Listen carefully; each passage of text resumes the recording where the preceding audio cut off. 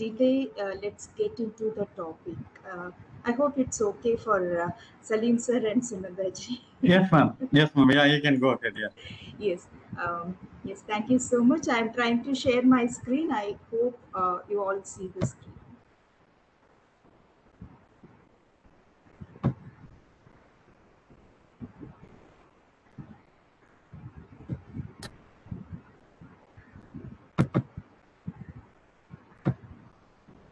Yes. Can you all see the screen? Yes, ma'am. Yes. Yes. Like I told you, today's topic is about evidence-based practices. In recent days, we all do hear a lot about evidence-based. Whenever someone says about anything in healthcare or someone says anything in regards to psychology, many of them are like saying whether it is evidence-based. So, what is the proof you are having behind what you are saying, isn't it? So even during this COVID pandemic also, lot of studies have come, lot of inferences have been drawn, and people kept asking like, what is the proof you are having behind what you are saying? So what is this evidence based practice?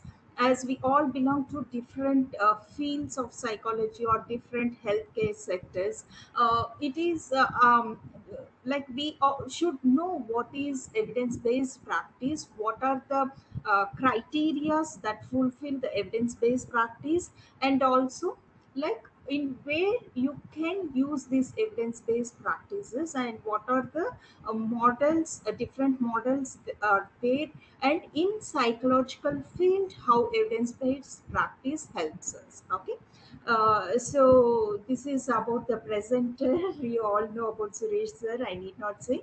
And this is the disclaimer. Like whatever material we have collected, we are giving a due creditabilities to those things, credits. So the concept of evidence-based practice.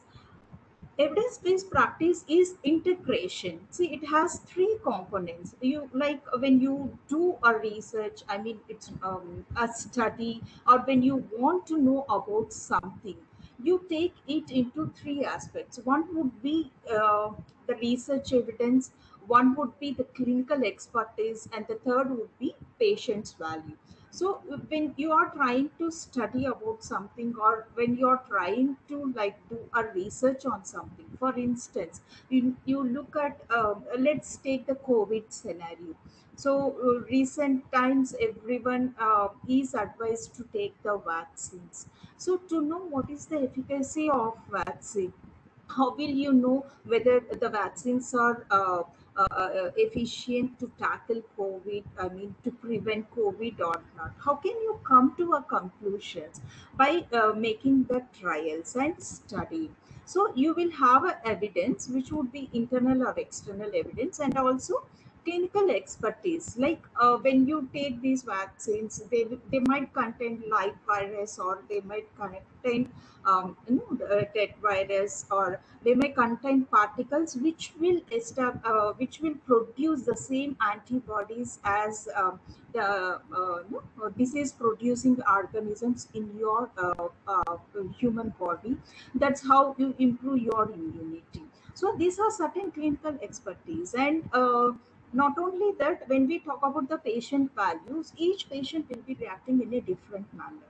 But there could be different attributes for that, be it their genetical attributes, or be it their uh, psychological or physical makeup, depending on their genes. So it might be differing. So evidence-based practice is a combination or integration of these three components of evidence, clinical expertise, as well as the patient's perspective or client's perspective. Okay. So EBP has it involves, like I told you, while we are talking about psychological perspectives, it is the evidence with counseling knowledge and expertise while considering clients' unique needs, because each client will be having different needs, isn't it? They might be suffering with the same problem, but their needs would be very different.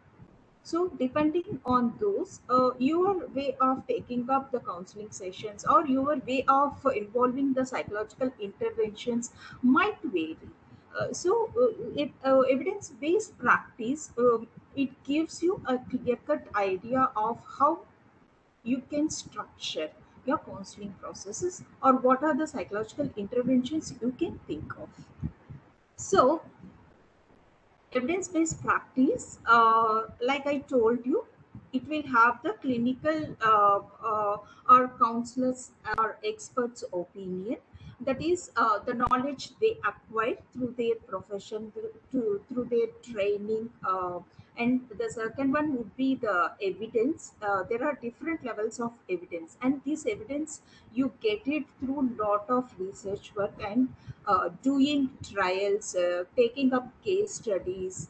When we look at, there is a big pyramid prisma where usually when you carry out certain experiments in healthcare sectors or when you carry out certain clinical trials, it is a big laborious process. As such, you will not do it just like that. So there are certain protocols you need to follow. So when we look at the experiments, mostly the experiments would be broadly divided into in vitro and in vivo.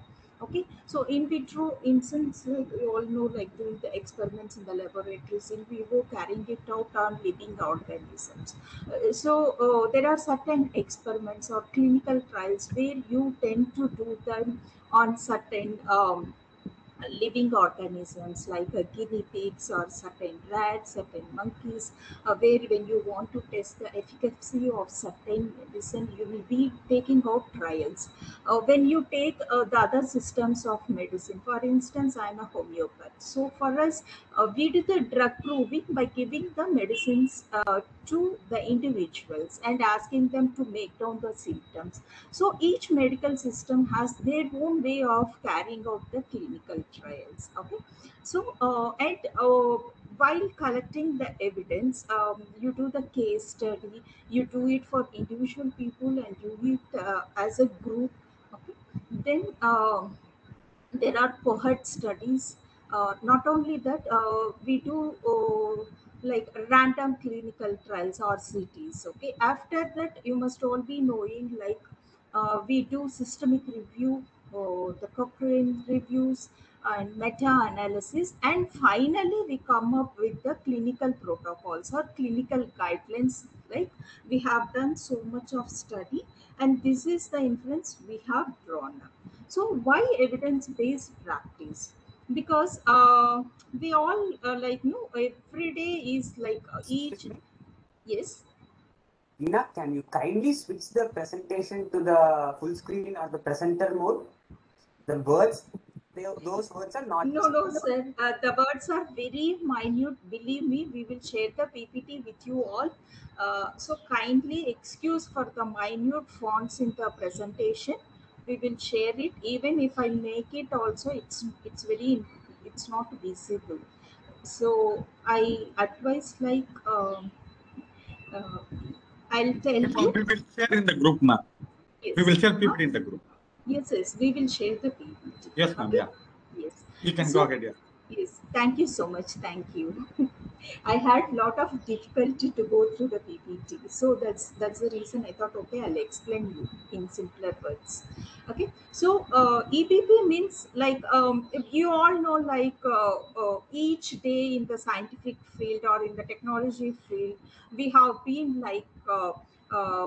Discovering lot of things. We have been upgrading ourselves. Earlier it used to be very raw and rustic, but nowadays AI is taking over, and we have robotics, and we have no, even surgeries are done by robots. So each day is an advancement. So this evidence-based practice will help you to abandon all the outdated care deliveries. Mostly this evidence-based practice came into work in the healthcare system, because healthcare providers wanted this evidence-based practice, because this will help them to improve their skill to give a quality healthcare for public, for a specific client population. So evidence-based practice again took the clinical expertise, best research evidence, and also patient values.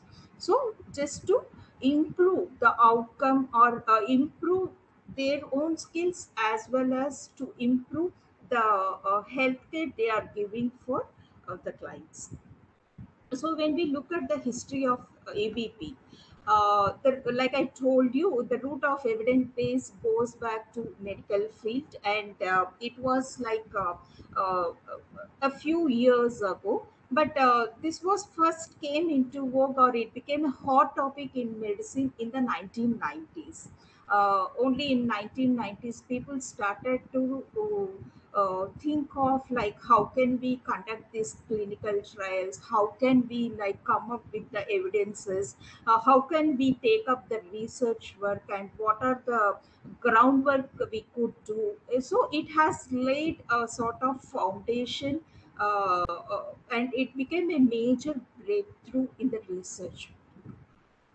Uh, and also, the term evidence based was first used by AD in 1987 in his workshop on designing clinical practice guidelines. Like I told you, how you arrive at clinical guidelines is I explained you the pyramid, no, like that. So you have three levels of evidences: level one, level two, and level three.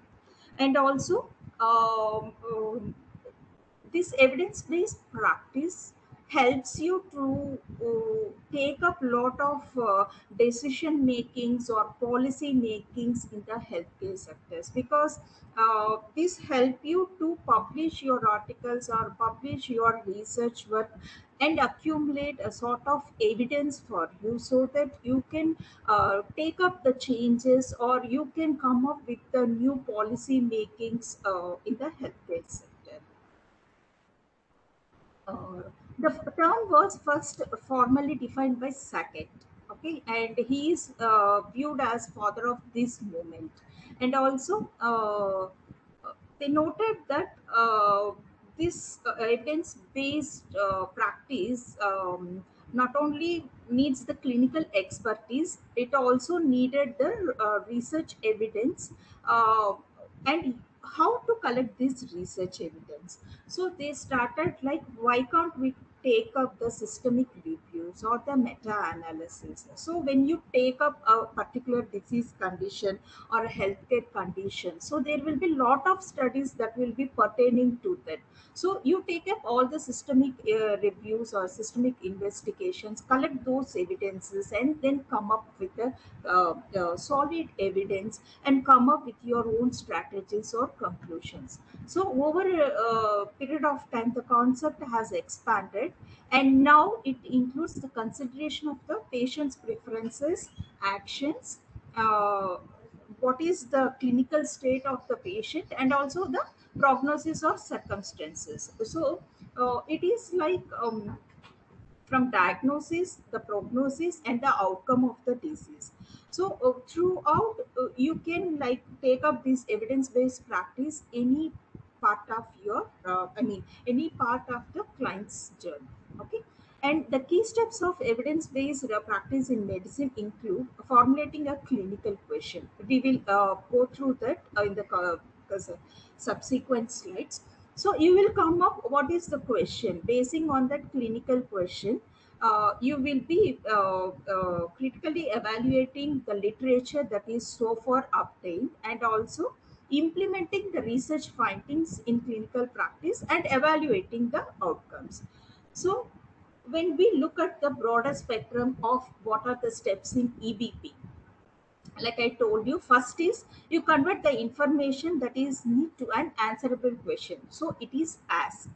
The second one is acquire. So track down what are the evidences you have with the prior we call we usually who do the research work, they know like the important task for any person who does research is to go through the review of literature. So whatever literature is available prior, So you go through that so that you can have an idea about what is what. So what is the condition? It gives you a better idea and you can acquire a lot of things. So you track down best evidence for answering the questions. The third one would be appraise. When we talk about the appraise, it is like how critically you appraise the evidence to validate or to know the efficacy, or how much it is going to impact, or how it is going to, I mean, how you are going to apply this.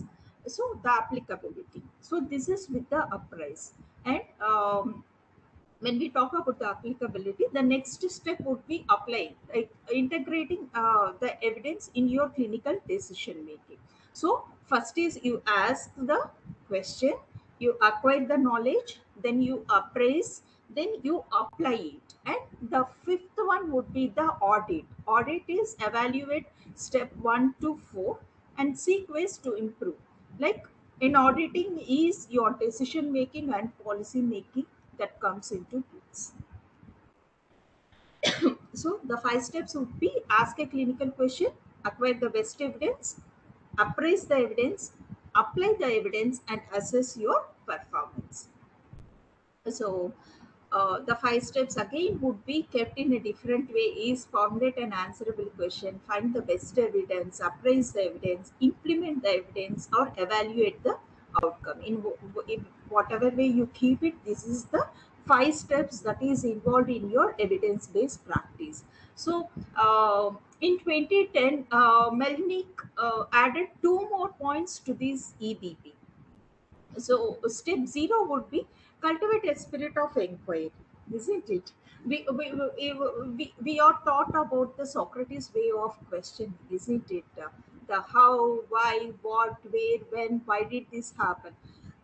So someone says you anything, instead of just taking it as an information, stop to explore what are the various things that is related to that, why it is happening, so what are the implications, how the person will react to it. So so you cultivate a spirit of inquiry. So only when you start asking questions you will like know like what to know, what you should know about that, how you have to like move, or it will give you a sort of uh, what to say, the file to do the research. So when Newton was sitting under the apple tree, and the apple falls, instead of picking it up and eating it, he thought like, why is it the apple has to fall down? Why it could not go up in the air? Isn't it? That's how he came up with the gravitational force concept, isn't it? If not for that apple, and that apple is the culprit for so many things, isn't it? So to put it in a lighter way, but this is how you need to cultivate a spirit of inquiry. And apart from the five steps, the sixth step would be like disseminate your EPP results, like how far you could take these EPP results and you can implement it. So you can disseminate your EBP results through lot of things, like you could produce it in various conferences, you could send them for peer reviewed journals, so that you can reinforce whatever you have found. So whatever study you have come up, you can reinforce it through various peer reviewed suggestions, or that could give you more authentic, what to say, weightage for your research. So while you are formulating the answerable question, uh, you need to build up a very well built clinical question. So you should know like what is it that you want to study. It's not like you come up with some vague ideas, or you come up with something like, no, just like that.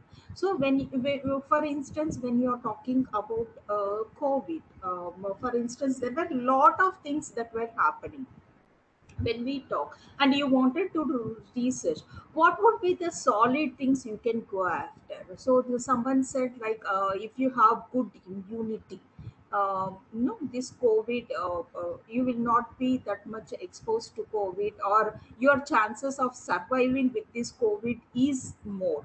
So this could be a solid question, like so immunity uh, impacts the survival rate of COVID, sort of. So this could be your answerable question. So it should be something which is well built, and also these questions are usually triggered by patient encounters with generate questions about, like I told you, the diagnosis, about the therapy, about the prognosis, and etiology. Etiology is nothing but the causative factor. Why so and so condition has come, and what are the other comorbidities, or what are the other factors that are contributing for this condition. No? And what is the prognosis, whether the prognosis is going to be good or whether the prognosis is going to be bad, or when we talk about the diagnosis, is it only this condition, or will there be any other comorbidities that is related to these, and what are the different differential diagnosis. Because when we talk about, for instance, I want to make it very simpler or understandable for you. When we talk about cough, what is it that you all get? Cough, is it a disease or a symptom? Cough could be in many diseases, isn't it? It could be in chronic pulmonary disease. It could be like something stuck in your throat, you get a cough, isn't it? When you have some sort of cancer, you can get cough, lung cancer or whatever. So cough is a symptom, isn't it? So like, what is it, how do you get cough, what are the various causes for your cough? That comes to your etiology and differential diagnosis, like what are the different conditions where you get a cough. Like this, you could take up these aspects and formulate your own question. So find the best available evidence. Like I told you, uh, uh, uh, there will be lot of systemic reviews, or there will be lot of there is a Cochrane library where they do lot of Cochrane reviews. This is based in London. That is, it is based in it is a British library where they do lot of peer review. They do lot of reviews, and uh, it gives lot of evidence based for lot of studies. Just go through lot of websites like PubMed, you have Mentley, um, you have researcher academia, where you can go through. Likewise, you have this Cochrane library also. If you have time, kindly go through that. Excuse me.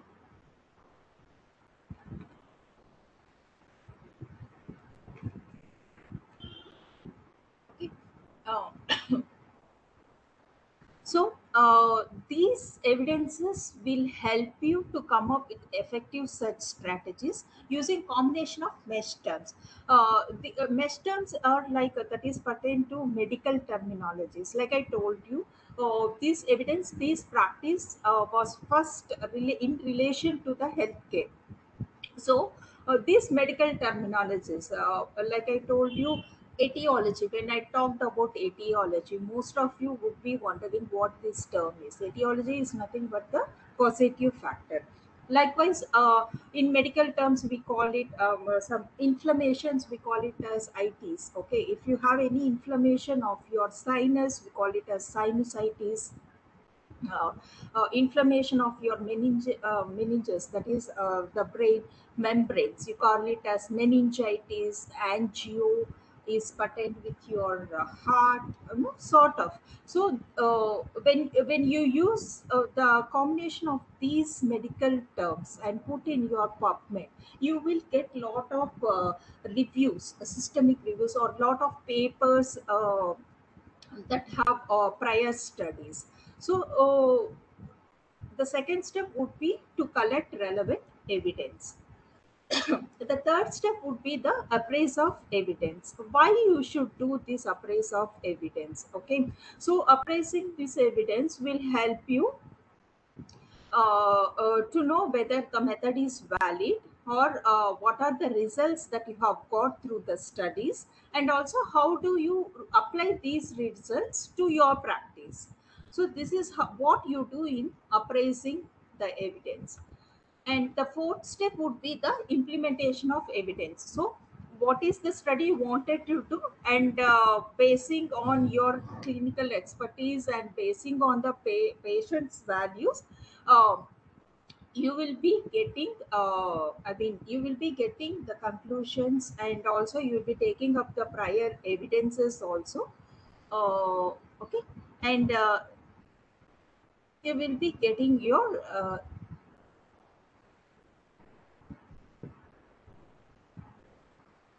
okay. uh, okay, the fourth one is implement the evidence. So individual clinical decisions can then be by doing the appraise, the fourth step would be implementing the evidence. Like I told you, with the different evidences, you will be getting the conclusions which you will apply in your own practice. Okay, so by implementing these conclusions, you can say that whatever you did is evidence based.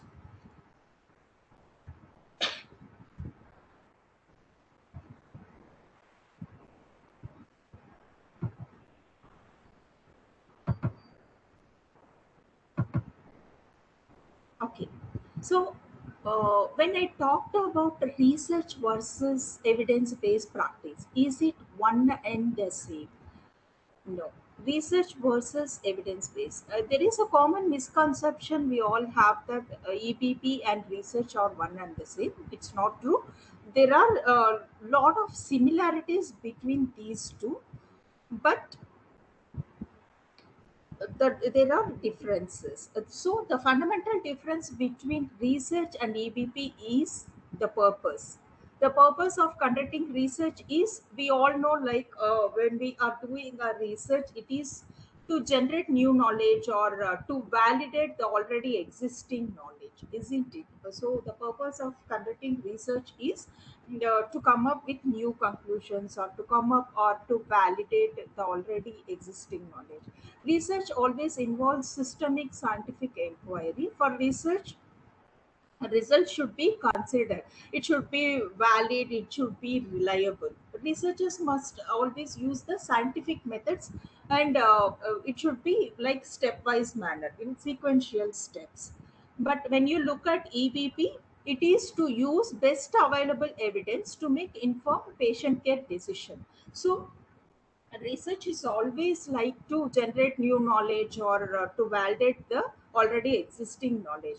But evidence based practice is to use the evidences that are there to make informed patient care decisions.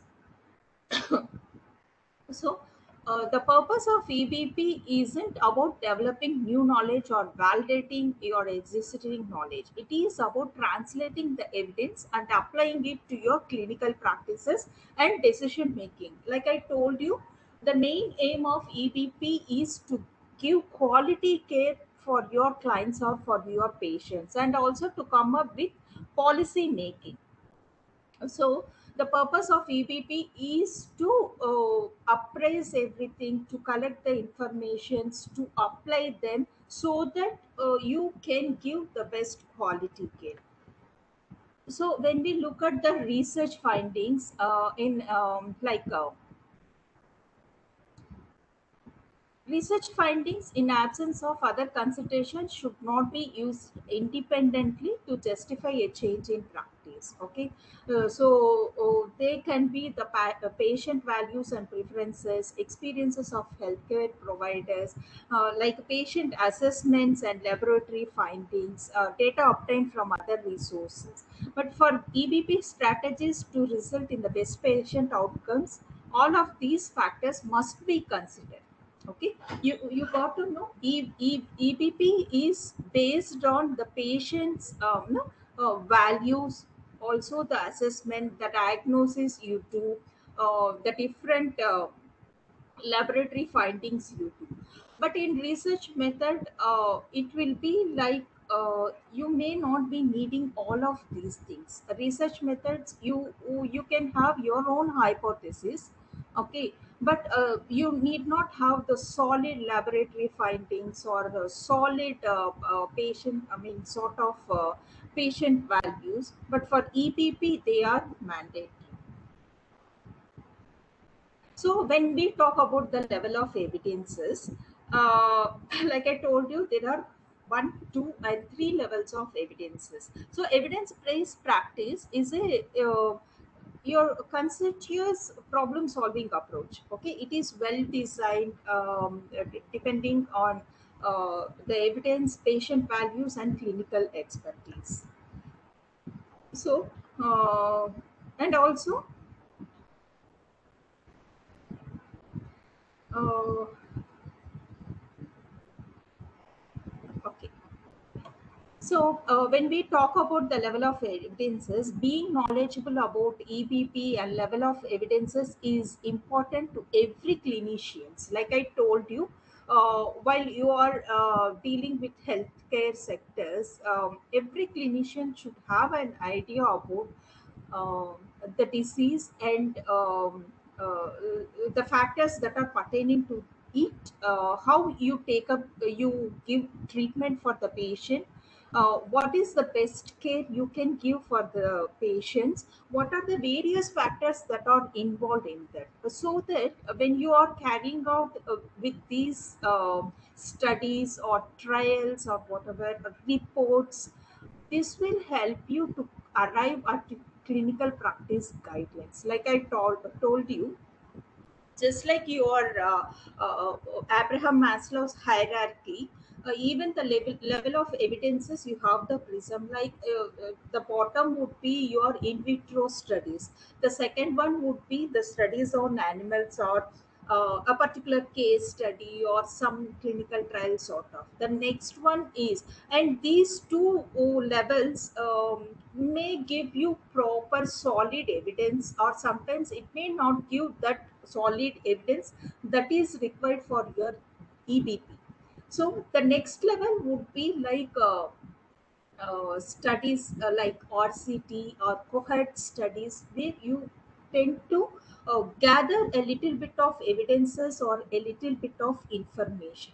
Okay, the next level would be, the third level would be like RCTs. RCTs like random clinical trials, or the next one would be the systemic review. The systemic review, Cochrane review, and meta-analysis. So when you talk about the systemic review, you take up all the literature that is available in the systemic review for that particular health condition, and you go through that and arrive at the conclusions. And meta-analysis, it is with the statistical data, whatever statistical data you have for that particular studies, you take it up and you arrive to the results. So that is the difference between your systemic review and your meta-analysis. Hope uh, you get that.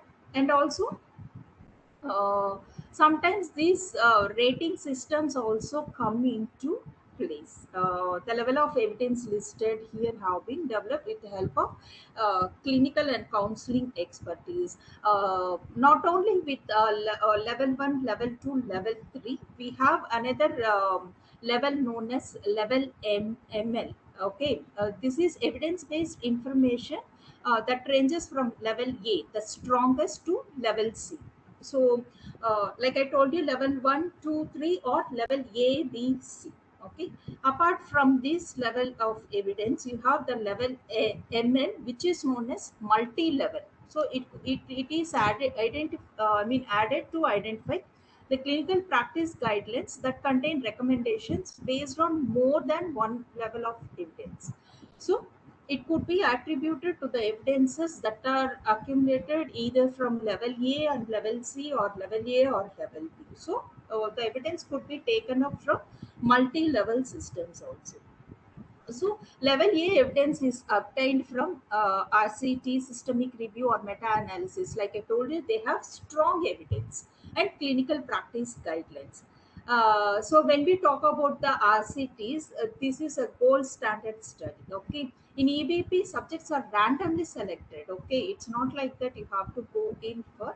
So you will randomly select a group, and they undergo these rigorously controlled experimental conditions or interventions. Okay, so like I told you, systemic review or meta analysis. I told you much about that.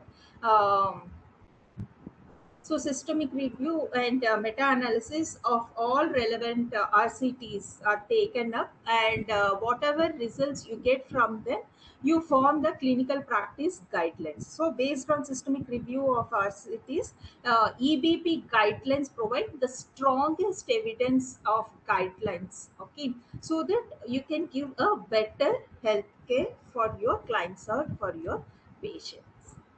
Okay. Uh, what is the goal of EBP? Why so much of talk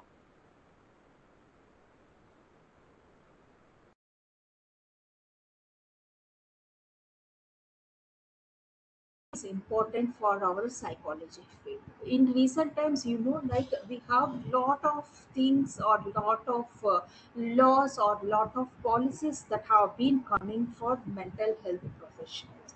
Whether the person is professionally trained or not, these people should have this much of supervisions. These people should be trained. So a lot of things are happening, isn't it? So we are like advancing, or we are trying to streamline, or we are trying to strictly certain policies or decision makings in each and every field.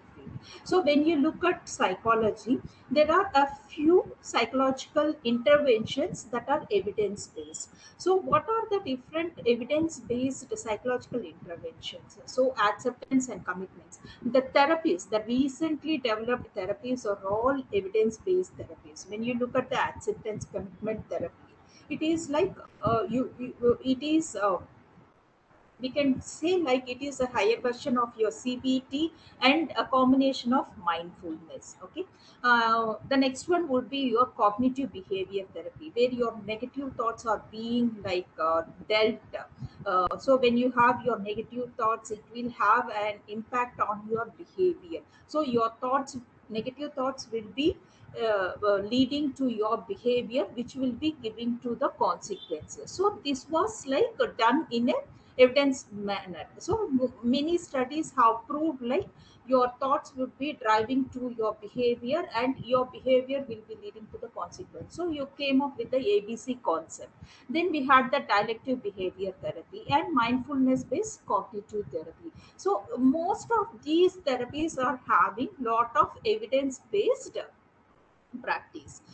So they did lot of studies, they have incurred lot of evidence, and they have started to like uh, come up with a sort of framework like this is how you give ACT, or this is how you give cognitive therapy. For instance, when we give CBT, you try to like sometimes validate your feelings, sometimes you try to challenge your negative thoughts. So what is it, or how you do it, and what are the concepts? So when we look at your psychological interventions for ABP, these are the things. And when we I mean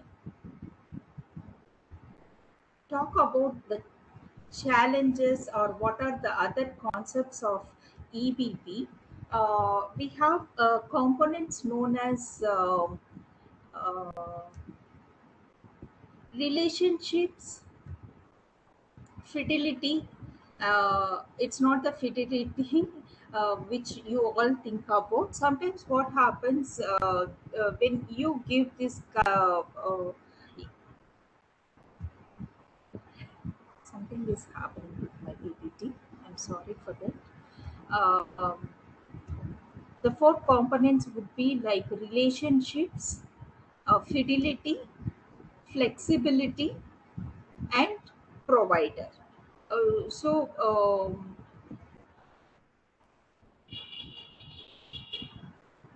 in fidelity, what happens is fidelity to an evidence-based psychotherapy is important because when elements of the treatments are changed, or sometimes what happens is, like I told you, there is a particular strategy for carrying up psychological interventions when they are not being met, or when there is some sort of issues with the way you're giving treatment. Okay, the outcomes may not be as you have expected. So how you find it out, or why it has happened. So fidelity will give you an idea, like towards the efficacy, or of your psychological treatment, whether you're carrying it out in a correct manner or not.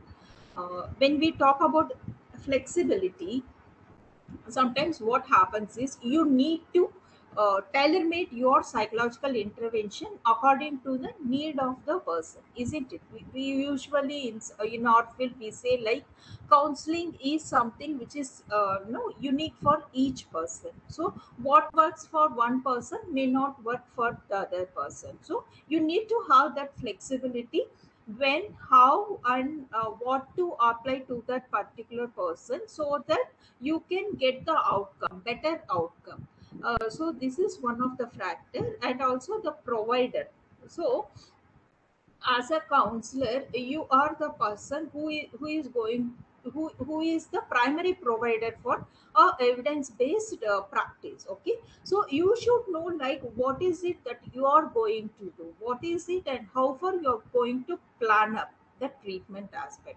So when we look at the psychotherapy, EBP psychotherapies, the counselor or the psychotherapist or the mental health professional is the primary provider for the treatment. So you give up, and like I told you, the three components of EBP, you will be looking at your clinical, I mean, expert. I mean, like the counselor expertise, and the evidence, and also the patient's values. So you take up, or you integrate all the three components of this, and you come to a conclusion that the treatment what you are doing is evidence based practice.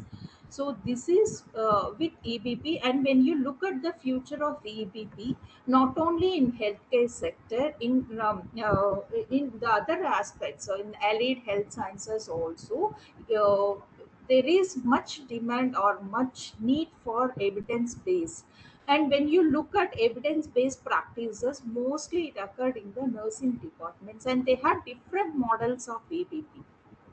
So a few are like John Hopkinson's model is there, and Iowa model, IOWA model, and Stetler model of EBP is there.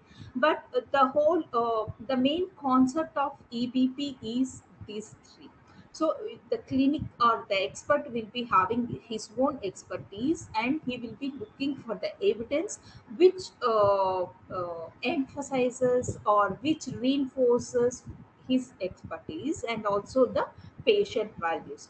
All together put, he will come up with a solid plan or solid structure which will give a better care for the client or patient. So when we talk about the problem with EBP, the problem with EBP is, first one would be the evidence-based quality mark has been misappropriated by lot of other interests. The second one would be the volume of evidence, especially the clinical guidelines, has become unmanageable, because you have lot of studies, and you arrive with lot of studies, and you come up with a lot of evidences. So you will be not be able to manage those evidences, or try to, like, concise them or put them in a systematic manner. So that would be one of the challenges or problems you will face with EBP. The third one would be, statistically significant benefits may be marginal in clinical practice. So it means, like, there will be minute differences. Sometimes what works for you may not work for other person. Like I told you, it is the combination of three. So the clinical expertise, and the patient's value, and also the evidences you are collecting. So the outcome might vary. What might be working for you may not be working for the other person. The fourth one would be inflexible rules and technology-driven prompts may produce, care that is management driven rather than the patient centered. Like I told you, EBP, why? Because it helps for your decision making and for policy makings. So many a times this EBP might be looking at marketing themselves or looking at the benefit of the management. Most of the EBP or most of the research what we all know, like it is like a cost effect analysis or cost effect study, isn't it? So most of the times, rather than be concentrating on the patient centered or concentrating on the benefits of the patients, most of the times this EVP will be helping with policy makings or decision makings, which is management driven. And the fifth and last point would be like evidence based guidelines often map poorly to complex multi morbidity. Like I told you, one particular condition may have the other comorbidities also. So while you're doing the study or while you're doing this evidence-based practice, sometimes what happens is the person might have complex comorbidities or complex multimorbidities also. So in such scenarios, whatever conclusions or whatever evidences you obtain could not be that significant or it could be very poor. So these are the problems with EDP. So with this, I conclude my session because too much of information, I don't think so. However, you will be taking up. So mostly evidence-based practice. I will stop sharing. We will share the PPT. So in a broad, EBP is very much vogue in recent days, not only in healthcare sector, like I told you, in social science groups also. So the main components are three. What is the expertise knowledge? What is your knowledge regarding to this particular thing? And what are the evidences that you have? And the third one would be like the client's value or the patient values. What is the need of the client or what is the need of the patient? So you take all these components and you integrate and you come up with your own evidence. And on a broader spectrum, like I told you, you have three levels of evidences. First one is level A, which is the strongest evidences. This you get through your systemic review, meta-analysis, and RCTs. So the second one would be like cohort studies or case studies. The third one, level C, would be like weak evidences, like the in vitro trials or one case study sort of. So and the other would be like multi-level. So you take evidences from either levels. So this is how you come up with the evidence based. So in psychology, the psychotherapies in recent trends, we knew like what are the all the emerging psychotherapies are mostly evidence based psychotherapies. Okay. So this is with EVP, evidence based practice. So mostly it came or it is a product of healthcare. Why? Because they wanted to give the best healthcare for patients and also to do the decision makings or policy makings. Why? Because when we look at the healthcare sectors, right now we are battling the pandemic. Not only the pandemics, we have certain epidemics, we have certain diseases. Like for instance, when you look at the cancer care, so lot of RCTs will be happening, lot of drug trials will be happening, and for various diseases as well. So what are the protocols or what are the clinical guidelines you should follow? Not only for one particular medicine, we have different systems of medicine. So each system of medicine will have their own way of conducting trials, clinical trials, their own way of coming up with evidence based studies. So on a whole, this is what EBP is all about. Okay. Yeah, thank you so much, and I am open for question and answers. Thank you, ma'am. Thank you so much. Sunanda, ma'am, you can take over. Over to you, ma'am. You can take over this session. Wonderful session, Veena. It was awesome. Thank you. Thank Some questions are there in the chat box. you. Yes. Can you please suggest some diploma courses in counseling area? From Asta, I think. Diploma courses in counseling. Yeah, some diploma courses in counseling area. There are a lot of diploma courses on counseling and career guidance, and other diploma, PG diploma courses are there. PG diploma in counseling and psychotherapy is there. So, I mean, you could check different university websites. You have IGNO, you have in IGNO, you have a PG diploma in counseling and family therapy, and in TNOU, you have counseling and career guidance. So, and a lot of other institutions are also giving diploma courses. So, probably you can check there.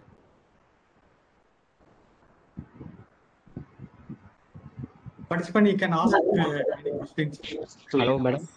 Yes, Hello. yes, sir. Madam, shall I ask this question in Tamil, madam? Yeah. Yes. Okay, But madam. my Tamil Madam, is not that good. You should bear with it. okay, no problem, madam. You can manage. Yes. Madam actually இப்போ ஒரு patient வரானா அவங்க ஏதோ ஒரு some ப்ராப்ளத்தோட வராங்கன்னா Mhm.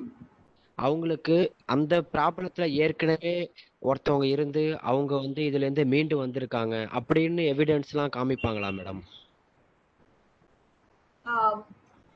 Evidence அந்த மாதிரி evidence இல்லை. இப்போ எவிடன்ஸ் நம்ம பேசும்போது it's not like that you are like recording something are doing.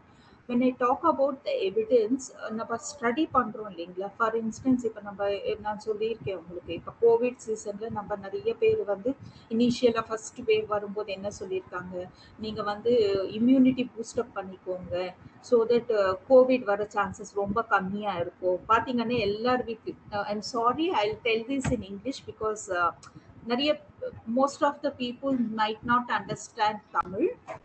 I hope you will understand what I'll be speaking in English. So the evidence is not the evidence like we see in the courtrooms or the other cinema la kamikra madri, not that sort of evidence. This evidence is something which with your study. So when I told like the evidence behind your immunity helping you for having less chances of getting infected with COVID. So how do you like consolidate your that statement? How do you consolidate your statement is through your evidences. Okay, how do you reinforce your statement? So I mean, for instance, for psychology, you see your negative thoughts would be driving you to a particular behavior so that you will have the consequences. So how do you come with that? What is it? Negative thought leading to the behavior. So what is the negative thought you're having? So what is driving you to have that negative thought? So what is your behavior to that? Okay, so what are the consequences? For instance, if you feel very low about yourself, or you feel like I'm not worth for this. Okay, that is your negative thought. I am fit for nothing, I can't do anything. Okay, I am hopeless, I am useless. This is your negative thought. So what would be your behavior? Your behavior would be like you'll not mingle with other people, you'll not be outgoing, or you will be withdrawn, socially withdrawn sometimes. This is your behavior. So what would be the consequences when you are withdrawing from other people? You may not be having many friends. This is the consequence. Or you will not be having many people to talk to. So this would be the, so how you come about this what you say, that this connectivity, how did you arrive with this connectivity? So by doing the studies with evidence, isn't it? So this is what we are talking about EBP. So you will have your own. So as a clinical expertise, you will you know like negative thoughts will be leading to behavior. So this behavior will in turn will have certain consequences. So you will be knowing but the patient values is also attributed. The patient values, when we talk about the patient values, sometimes the same example, the negative thought, the behavior sometimes could be socially withdrawn, or sometimes low self-esteem would be there. They would not be, they will shut themselves, or they will be, even if they socially mingle also, they will not talk much. Okay, so the behavior could be differently, isn't it? So it gives the patient's value. So it's not that everyone has to behave in the same manner, yes or no? So you have to take the patient's value as well. So depending on that, the outcome might differ. This is what we are trying to establish in EBP. Yes, Abhijit sir, you can go ahead. So, Tamil, to be precise, to answer your question, evidences will not be provided to patients or individuals who are seeking the therapy, because in most cases, realistically, the patient goes haywire or anxiety kicks in, and it's not effective or efficient for his recovery. So, evidences or prior recoveries will not be disclosed to the patient by the counselors. That's the first point. So, second point, this session is primarily for, the objective of this session is to devise, the evidences, using evidences to devise a successful therapy. So clinicians will be there, clinical expertise will be there, which means counselors, psychologists, psychiatrists will be there, patients will be there, and the individuals who have recovered from the adversary, their path, their journey, those are the evidences, right? They will be recorded. So by bridging all those three, an efficient therapy can be devised so that it will be beneficial to the whole, lot more people. So that's an ultimate objective of this session, using evidences effectively in order to build a wonderful therapy. So that's Yes. Thank you. Very well said, Abhijit sir. Thank you so much.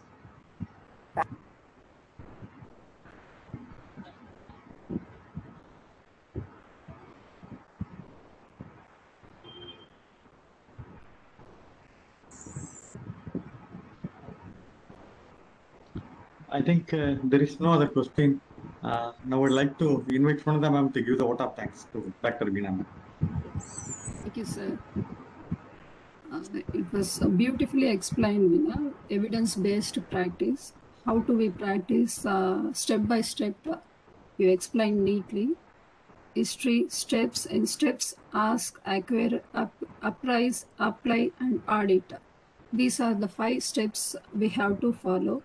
Then research, evidence, levels, and rating system, goals, future, and plans are mentioned.